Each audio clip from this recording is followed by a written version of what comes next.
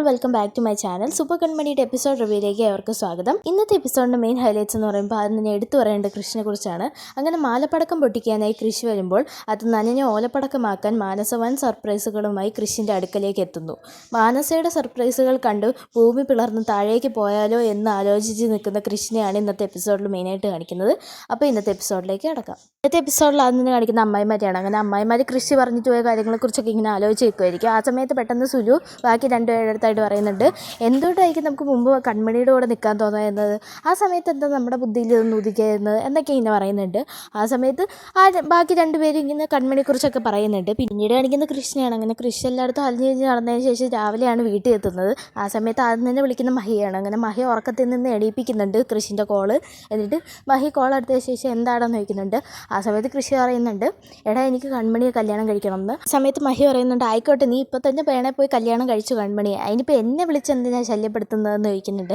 ആ സമയത്ത് കൃഷി പറയുന്നുണ്ട്, ഞാൻ ഇപ്പോൾ വീട്ടിൽ വന്നതേ ഉള്ളെന്ന്. ആ സമയത്ത് മഹി ചോദിക്കുന്നുണ്ട്, അപ്പോൾ പിന്നെ നീ ഇത്ര നേരം എവിടെയായിരുന്നു എന്ന്. ആ സമയത്ത് കൃഷി പറയുന്നുണ്ട്, ഞങ്ങൾ ഇന്നലെ ചുറ്റടിക്കുകയൊക്കെ ചെയ്തതെന്ന്. ആ സമയത്ത് മഹി ഇങ്ങനെ മനസ്സിലാത്ത രീതിയിൽ ഇരിക്കുന്നുണ്ട്.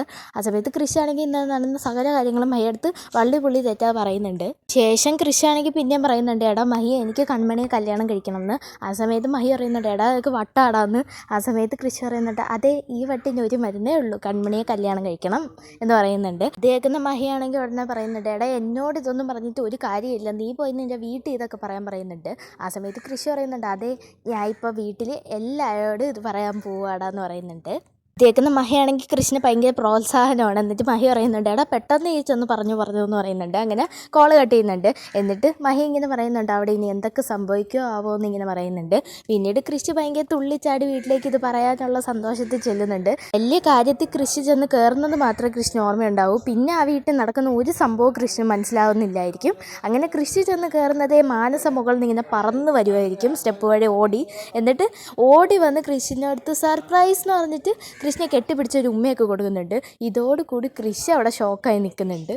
അങ്ങനെ മാനസിയുടെ കലാപരിപാടികളൊക്കെ ഒരു പൊടിക്കൊതുങ്ങി വരുന്ന സമയത്തായിരിക്കും നമ്മുടെ സാഗർ സുജാതെ കൈ കൊട്ടിക്കൊണ്ട് ഒരു വശത്ത് നിന്ന് സർപ്രൈസും പറഞ്ഞു വരുന്നത്. പിന്നെ മറ്റു വശത്തേക്ക് നോക്കുമ്പോൾ ആൻറ്റിയമ്മ ഒരു കേക്കും പിടിച്ചുകൊണ്ട് വലിയ കാര്യത്തിൽ വരുന്നുണ്ട് സർപ്രൈസും പറഞ്ഞ്. പിന്നെ ഈ ഒരു ആഘോഷത്തിന് ഒട്ടും ആർഭാടം കുറയ്ക്കേണ്ട എന്ന് തന്നെ ഉറപ്പിച്ചുകൊണ്ട് നമ്മുടെ മാനസയുടെ അച്ഛനും അമ്മയും സർപ്രൈസ് പറഞ്ഞു വരുന്നുണ്ട്. കൃഷി നോക്കുമ്പോൾ നാല് ചുറ്റും സർപ്രൈസുകളുടെ ഒരു മാമാങ്കം തന്നെ. ഇവിടെ എന്താ സംഭവിക്കുന്നത്, തന്നെ എന്തിനാ ഇങ്ങനെ എല്ലാവരും വളഞ്ഞു നിന്ന് സർപ്രൈസ് പറയുന്നത് എന്നൊന്നും മനസ്സിലാകാതെ തന്നെ കൃഷി ഇങ്ങനെ അന്തം വിട്ട് നിൽക്കുന്നുമുണ്ട്. പിന്നീട് കൃഷിൻ്റെ ഞെട്ടൽ കണ്ട് സാഗറിന് മനസ്സിലായി കൃഷ്ണനൊന്നും മനസ്സിലായിട്ടില്ലെന്ന്. അങ്ങനെ സാഗർ ഉടനെ പറയുന്നുണ്ട്, എടാ മോനെ നിനക്കൊന്നും മനസ്സിലായില്ലല്ലേ, ഇന്ന് നമ്മുടെ മാനസയുടെ ബർത്ത്ഡേ ആണെന്ന് പറയുന്നുണ്ട്. ഇതേക്കുന്ന കൃഷിയാണെങ്കിൽ ആണോ, ഓ സോറി ഹാപ്പി ബർത്ത്ഡേ മാനസ എന്ന് പറയുന്നുണ്ട്. എന്നിട്ട് കൃഷിയാണെങ്കിൽ സംശയാസ്പദമായ രീതിയിൽ മാനസയെ നോക്കിയിട്ട് പറയുന്നുണ്ട്, അല്ല നിൻ്റെ ബർത്ത്ഡേ ഇന്നാണോ മാനസ എന്ന്. ആ സമയത്ത് മാനസ ഉത്തരം മുട്ടി പോവുകയാണ് പെട്ടെന്ന്. സത്യം പറഞ്ഞാൽ മാനസയുടെ ഒരു ഉഡായിപ്പ് ബർത്ത്ഡേ ആണിത്, അല്ലാതെ മാനസയുടെ സത്യത്തിലുള്ള ബർത്ത്ഡേ ഒന്നുമല്ല. ആ സമയത്ത് മാനസ ഉടനെ ഒരു കള്ളം പറയുകയാണ്, അത് കൃഷി ഇന്നെൻ്റെ ബർത്ത്ഡേ ആണെന്ന് പറയുന്നുണ്ട്. ആ സമയത്ത് തന്നെ നമ്മുടെ സാഗർ പറയുന്നുണ്ട്, സത്യം പറഞ്ഞാൽ നീയാണ് അവൾക്ക് അങ്ങോട്ട് സർപ്രൈസ് കൊടുക്കേണ്ടത്, പക്ഷേ ഇവിടെ ബർത്ത്ഡേകൾ നിനക്ക് സർപ്രൈസ് തന്നതെന്ന് പറഞ്ഞ് എല്ലാവരും ഇവിടെ ചിരിക്കുന്നൊക്കെ ഉണ്ട്. പിന്നീടാണെങ്കിൽ മാനസ കൃഷ്ണനോട് പറയുന്നുണ്ട്, കൃഷ്ണ നമുക്ക് കേക്ക് മുറിക്കാമെന്ന്. ആ സമയത്ത് സാഗർ പറയുന്നുണ്ട്, സുജു പെട്ടെന്ന് പോയി നമ്മുടെ കൃപയെ വിളിച്ചുകൊണ്ട് വരാൻ. ആ സമയത്ത് തന്നെ എടുത്ത് വായിക്കും നമ്മുടെ ആൻറ്റിയമ്മ പറയുന്നുണ്ട്, അല്ല എന്തിനാ കൃപയെ വിളിക്കുന്നത്, കൃപമോളെ അവിടെ കിടന്ന് ഉറങ്ങട്ടെ, അവളെ എണീപ്പിക്കണ്ടല്ലോ എന്ന് പറയുന്നുണ്ട്. ആ സമയത്ത് അവരെല്ലാം അതിന് ശരിയും വെക്കുന്നുണ്ട്. സത്യം പറഞ്ഞാൽ ആൻറ്റിയമ്മയ്ക്ക് പേടിയുണ്ട്, അന്നത്തെ പോലെ വല്ല അവിവേകം വിളിച്ചു പറഞ്ഞാൽ പെട്ടുപോകില്ലേ ആൻറ്റിയമ്മ. പിന്നീട് കാണിക്കുന്ന മാനസയുടെ ഉഡായിപ്പ് ബർത്ത്ഡേ സെലിബ്രേഷനാണ്. അങ്ങനെ മാനസ വലിയ കാര്യത്തിൽ കേക്കൊക്കെ മുറിക്കുന്നുണ്ട്. എന്നിട്ട് ആദ്യത്തെ പീസ് തന്നെ കൃഷിൻ്റെ വായിലേക്ക് തള്ളിക്കയറ്റുന്നുണ്ട്. എന്നിട്ട് കൃഷിന് ഒരു ഉമ്മയൊക്കെ കൊടുക്കുന്നുണ്ട്. അങ്ങനെ കൃഷി പ്രതീക്ഷിക്കാതെ ഇപ്പോൾ രണ്ടുമ്മയാണ് മാനസയുടെ കയ്യിൽ നിന്ന് കിട്ടിയിരിക്കുന്നത്. എന്നിട്ടാണെങ്കിൽ എല്ലാവരും പറയുന്നുണ്ട്, ഞങ്ങളൊക്കെ ഇവിടെ നിൽപ്പോൾ ഉണ്ടെന്ന് പറയുന്നുണ്ട്. ആ സമയത്തുണ്ട് ആൻറ്റിയമ്മ മാനസയുടെ വക്കാലത്ത് പോവുകയാണ്. എന്നിട്ട് ആൻറ്റിയമ്മ പറയുന്നുണ്ട്, മാനസ നീ ഉമ്മ കൊടുക്കുക കൃഷ്ണ, അതിനിപ്പോൾ എന്തായാലും കൃഷി നിൻ്റേത് മാത്രമാണ്, അതുകൊണ്ട് തന്നെ അതിനൊന്നും ഒരു കുഴപ്പമില്ല എന്ന് പറയുന്നുണ്ട്. പിന്നീട് സുജി കൃഷ്ണൻ്റെ അടുത്തായിട്ട് പറയുന്നുണ്ട്, സത്യം പറഞ്ഞാൽ ഈ കേക്ക് ഇന്നലെ മുറിക്കേണ്ടായിരുന്നു, നീ ഇന്നലെ എവിടെയായിരുന്നു, നിന്നെ ഇന്നലെ റൂമിലൊന്നും ഞാൻ കണ്ടില്ലല്ലോ എന്ന് പറയുന്നുണ്ട്.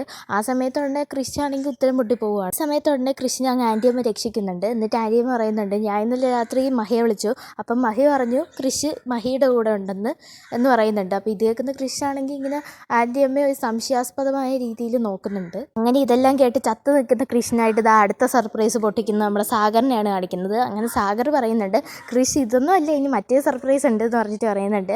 നിങ്ങളുടെ കല്യാണ തീയതി തീരുമാനിച്ചിട്ടുണ്ട്, കല്യാണ തീയതി 28-ാം തീയതിയാണ് അടുത്ത മാസം എന്ന് പറയുന്നുണ്ട്. പിന്നീട് സാഗറാണെങ്കിൽ ആ കുറിപ്പങ്ങ് മാനസയുടെ അച്ഛന് കൈമാറുവാണ്. ശേഷം പറയുന്നുണ്ട്, ഞങ്ങൾ അടുത്ത ആഴ്ച തന്നെ കൃപയും കൊണ്ട് ജർമ്മനിക്ക് പോവും, എന്നിട്ട് കല്യാണത്തിന് തിരിച്ചു വരും എന്ന് പറയുന്നുണ്ട്. ആ സമയത്താണെങ്കിൽ മാനസയ്ക്കും ആൻറ്റിയമ്മയ്ക്കും സന്തോഷമാവുന്നുണ്ട്. പക്ഷേ കൃഷി ഇങ്ങനെ ഷോക്ക് അടിച്ച പോലെ ഒക്കെയാണ് എല്ലാം കൂടെ കേട്ടിട്ട്. എനിക്കൊന്ന് മിക്കവാറും കൃപ വന്നതിന് ശേഷം ഒരു ട്വിസ്റ്റൊക്കെ കൊണ്ടുവന്ന് കൃഷിനെ കൺമണി ഒരുമിപ്പിക്കാനാണ് ചാൻസ്. പിന്നീടാണെങ്കിൽ നമ്മുടെ ആൻറ്റിയമ്മ ഇങ്ങനെ പറയുന്നുണ്ട്, കൃഷി ഇനിയൊരു സർപ്രൈസ് ഇവിടെ നിനക്കുണ്ടെന്ന്. ഈ സമയത്ത് സത്യം പറഞ്ഞാൽ കൃഷി എല്ലാം കൊണ്ട് തൃപ്തിയായി നിൽക്കുമായിരിക്കും. അങ്ങനെ ഇനിയൊരു സർപ്രൈസ് ഉണ്ടോ എന്ന രീതിയിൽ കൃഷി ഇങ്ങനെ നോക്കുന്നുണ്ട് ആൻറ്റിയമ്മ. ആ സമയത്ത് ആൻറ്റിയമ്മ പറയുന്നുണ്ട്, കൃഷിയെ മാനസ ബാംഗ്ലൂരിലുള്ള എല്ലാ ജോലികളും തീർത്തിട്ടാണ് ഇങ്ങോട്ട് വന്നതെന്ന് പറയുന്നുണ്ട്. പിന്നീട് സാഗറാണ് പറയുന്നത് ബാക്കി.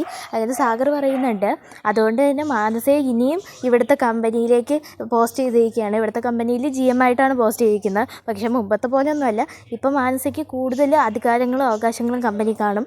അതായത് കമ്പനിയിലുള്ള എല്ലാ സ്റ്റാഫിലും മാനസയ്ക്ക് ഒരു കൺട്രോൾ കാണും. ഇനി മാനസയാണ് എല്ലാവരുടെയും എല്ലാ കാര്യങ്ങളിലും തീരുമാനങ്ങൾ എടുക്കുന്നത്.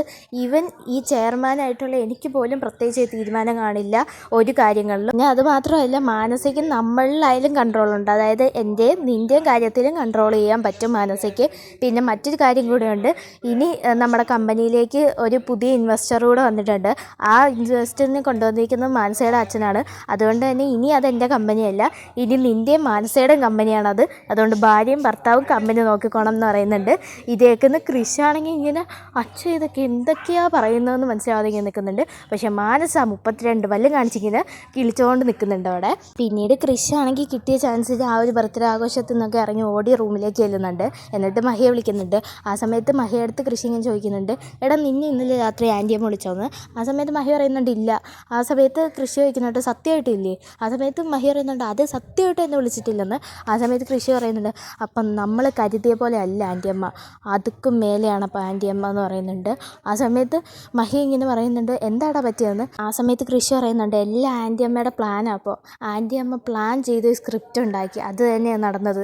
അല്ലെങ്കിൽ പിന്നെ ഇല്ലാത്തൊരു ബർത്ത്ഡേ ഇന്ന് ആഘോഷിച്ചു. അപ്പോൾ ആൻറ്റിയമ്മ എന്തൊക്കെയോ മനസ്സിൽ കരുതി കൂട്ടി തന്നെ ഇതൊക്കെ ചെയ്യുന്നതെന്ന് പറയുന്നുണ്ട്. ആ സമയത്ത് പെട്ടെന്ന് ആൻറ്റിയമ്മ പിന്നിൽ നിന്ന് വന്നിട്ട് പറയുന്നുണ്ട് അതേടാ എല്ലാം എൻ്റെ പ്ലാൻ തന്നെയാടാന്ന് പറയുന്നുണ്ട്. ആ സമയത്ത് പെട്ടെന്ന് കൃഷിയാണെങ്കിൽ ഫോൺ താഴോട്ട് വയ്ക്കുന്നുണ്ട്. ആ സമയത്ത് മഹിയാണെങ്കിൽ കോൾ കട്ട് ചെയ്യുന്നുണ്ട്. എന്നിട്ട് ആൻറ്റിയമ്മ പറയുന്നുണ്ട്, എല്ലാവരുടെ മുന്നേ വെച്ച് മാനസയുടെ വിരളിൽ മോതിരം അണിയിച്ചതിന് ശേഷം നീ ആ കൺമണിയുടെ പിന്നാലെ നടക്കുമല്ലേ, നിനക്ക് നാണം ഇല്ലേടാ കൃഷി എന്നൊക്കെ ചോദിക്കുന്നുണ്ട്. ഭയങ്കര പൊട്ടിത്തെറിക്കുകയാണ് കൃഷിൻ്റെ അടുത്തായിട്ട് നമ്മുടെ ആൻറ്റിയമ്മ. പിന്നീട് ആൻറ്റിയമ്മ പറയുന്നുണ്ട്, മാനസ ജീവനോടെ ഇരിക്കുക മറ്റൊരു പെണ്ണിൻ്റെ കഴുത്തിൽ താലി കെട്ടിയ ശേഷം അവളുടെ കൂടെ ജീവിതകാലം മുഴുവൻ സുഖമായിട്ട് അങ്ങ് വാഴാന്നാണോ നീ വിചാരിച്ചിരിക്കുന്നത്, മര്യാദയ്ക്ക് മാനസയെ നീ താലി കെട്ടിക്കോണം. ഇതൊക്കെ കേട്ട കൃഷിയാണെങ്കിൽ പറയുന്നുണ്ട്, ആൻറ്റിയമ്മ ഞാൻ ഒന്ന് പറയട്ടെ. ആ സമയത്ത് ഉടനെ നമ്മുടെ ആൻറ്റിയമ്മ ദേഷ്യപ്പെടുന്നുണ്ട്, നീ ഒന്നും ഇനി പറയണ്ട, ഞാൻ പറയും നീ കേൾക്കും, അത് മാത്രം മതി. പിന്നെ ഞാൻ ഒരു കാര്യം പറയാം, എൻ്റെ അനിയൻ ചോരയും നീരും ഒക്കെ ഒഴുക്കി ഉണ്ടാക്കിയ സ്ഥാപനമാണ് അലിക, അത് നിനക്കറിയൂ. അതുകൊണ്ട് തന്നെ നീ ഭരിക്കുകയൊന്നും വേണ്ട ആ സ്ഥാപനം. പിന്നെ ഞാൻ മറ്റൊരു കാര്യം കൂടെ പറയാം, എന്തായാലും മാനസ ഇരിക്കേണ്ട അടുത്ത് മാനസ തന്നെ ഇരുന്നാൽ മതി, അല്ല മറ്റൊരു പെണ്ണ് അവിടെ ഇരിക്കണ്ട. നീ താലി കെട്ടുന്നുണ്ടെങ്കിൽ അത് മാനസയായിരിക്കും, അല്ലാതെ മറ്റൊരു പെണ്ണിനെ നിനക്ക് താലി കെട്ടാൻ പറ്റില്ല എന്ന് പറയുന്നുണ്ട്. പിന്നീട് ആൻറ്റിയമ്മ പറയുന്നുണ്ട്, ഈ MD വശീകരിക്കാൻ നടക്കുന്ന പെൺപിള്ളയുടെ പുറകെ ഒന്നുമല്ല നീ പോവേണ്ടത്. പിന്നെ മറ്റൊരു കാര്യം കൂടെ ഞാൻ പറയാം, നീയായിട്ട് കല്യാണ തീയതി വരെ കുറിച്ചിരിക്കുക മാനസ. അപ്പോൾ അവ ഇനി ദിവസങ്ങൾ എന്നെയായിരിക്കും ഇരിക്കുന്നത്. അതുകൊണ്ട് തന്നെ അവളും ഒത്തായിരിക്കണം നീ ഇനി ചിരിക്കുകയും കളിക്കുകയും എല്ലാം ചെയ്യേണ്ടത്. അവളാണ് നിൻ്റെ പ്രസ്തുത വരനും വധുവും നിങ്ങളായിരിക്കും. അതുകൊണ്ട് തന്നെ ഇനി നിങ്ങൾ ഒരുമിച്ച് മാത്രമേ എവിടെയും പോകാവൂ, അല്ലാതെ ഇനി എങ്ങാനും നീ ആ കൺമടിയുടെ പിറകെ പോയെന്നുമല്ല ഞാൻ അറിഞ്ഞ പൊന്ന് കൃഷി. ഞാൻ ഒരു കാര്യം പറയാം, ഞാൻ ചത്തുകളയും എന്ന് പറയുന്നുണ്ട്. സത്യം പറഞ്ഞാൽ ഇവർക്ക് മറ്റേതെങ്കിലും ഡയലോഗ് ഉപയോഗിക്കായിരുന്നു, കാരണം മിക്ക സീരിയലിൽ ഈ ചത്തുകളയും എന്നുള്ള സ്ഥിരം ഒരു ഡയലോഗാണ്. അവർക്ക് കുറച്ച് വെറൈറ്റി പിടിക്കായിരുന്നു. ഇങ്ങനെ നമ്മുടെ സ്വന്തം സുമിത്രയെ കടത്തിവിട്ട് എന്താ ഒരു പക്ക വില്ലത്തി ഇറങ്ങിയിരിക്കുകയാണ്. മറ്റാരുമല്ല, നമ്മുടെ സ്വന്തം ആൻറ്റിയമ്മയാണ്. അപ്പോൾ ആൻറ്റിയമ്മ ഒരു വില്ലത്തിയായ എങ്ങനെ ഇരിക്കുമെന്ന് കമൻറ്റ് ചെയ്യുക. പിന്നീട് ആൻറ്റിയമ്മയുടെ ഈ ചെറിയ ഓലപ്പടക്കം കണ്ട് പേടിച്ചൊക്കെയാണ് കൃഷി. പിന്നീട് കാണിക്കുന്ന സാഗറിനെ സുജാതയാണ്. അങ്ങനെ സാഗർ സുജാത മാനസയുടെ അച്ഛനും അമ്മയായിട്ട് സംസാരിക്കുകയാണ്. ആ സമയത്ത് മാനസയുടെ അച്ഛനും അമ്മയും പറയുന്നുണ്ട്, സത്യം പറഞ്ഞാൽ ആൻറ്റിയമ്മ ഇന്നലെയാണ് ഞങ്ങൾ വിളിച്ച് കാര്യമൊക്കെ പറയുന്നത്. ഇതിൻ്റെ എല്ലാം പിന്നെ ആൻറ്റിയമ്മ തന്നെയാണ്. ആൻറ്റിയമ്മ ഒറ്റ ദിവസം കൊണ്ട് ഇതൊക്കെ ഇതുവരെ എത്തിച്ചതെന്നൊക്കെ പറഞ്ഞ് ഭയങ്കര പോഴത്തിലാണ് എല്ലാവരും കൂടെ ഒരുമിച്ച് നിന്ന് ആൻറ്റിയമ്മയെ. എന്നിട്ട് ആൻറ്റിയമ്മ ആ സമയത്ത് അങ്ങോട്ട് വരുന്നുമുണ്ട്. പിന്നീട് ആൻറ്റിയമ്മ ചോദിക്കുന്നുണ്ട് എന്താ ഇവിടെ ഒരു ഗൂഢാലോചന. ആ സമയത്ത് സാഗർ പറയുന്നുണ്ട്, അത് പിന്നെ ആൻറ്റിയമ്മയ്ക്കെതിരെയുള്ളൊരു ഗൂഢാലോചനയാണ്, ആൻറ്റിയമ്മയെക്കുറിച്ച് പറഞ്ഞുകൊണ്ടിരിക്കുകയെന്ന് പറയുന്നുണ്ട്.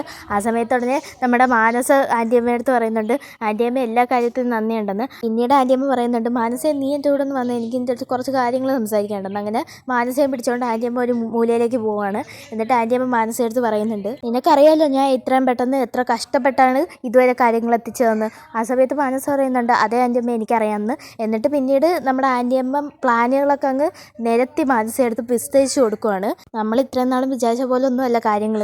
കൃഷ്ണൻ കൺമണിയും കടുത്ത പ്രണയത്തിലാണ്, അത് നിനക്കറിയോ. അതുകൊണ്ട് തന്നെ നീ ഇന്ന് തന്നെ GM ആയിട്ട് അലിഗയിൽ ചാർജ് എടുക്കണം, എന്നിട്ട് അവർ രണ്ടുപേരെയും തമ്മിൽ തെറ്റിക്കണം എന്ന് പറയുന്നുണ്ട്. പിന്നീട് ആൻറ്റിയമ്മ പറയുന്നുണ്ട് ഒരാഴ്ചയ്ക്കുള്ളിൽ തന്നെ അലിഗ നിൻ്റെ കൈക്കുള്ളിലാവണം. പിന്നെ അത് കഴിഞ്ഞ് വേണം നീ കൺമണിക്കെതിരെ ഓരോരോ നീക്കങ്ങൾ നടത്താൻ. കൺമണി എങ്ങനെയെങ്കിലും അലിഗയിൽ നിന്ന് പുകച്ച് പുറത്തടിക്കണം. പിന്നെ കൺമണിയുടെ മുന്നിൽ വെച്ച് തന്നെ കൃഷ്ണനെ നീ ലോക്ക് ചെയ്യണം.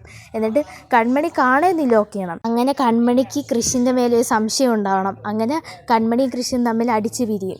പിന്നീട് കൺമണി ജോലി രാജിവെച്ച് അലിഗയിൽ നിന്ന് തന്നെ ഇറങ്ങിപ്പോവും. അങ്ങനെ പോയില്ലെങ്കിൽ നീ കൃഷ്ണനെ കൊണ്ട് തന്നെ കൺമണി അവിടെ നിന്ന് അടിച്ചിറക്കിപ്പിക്കണം.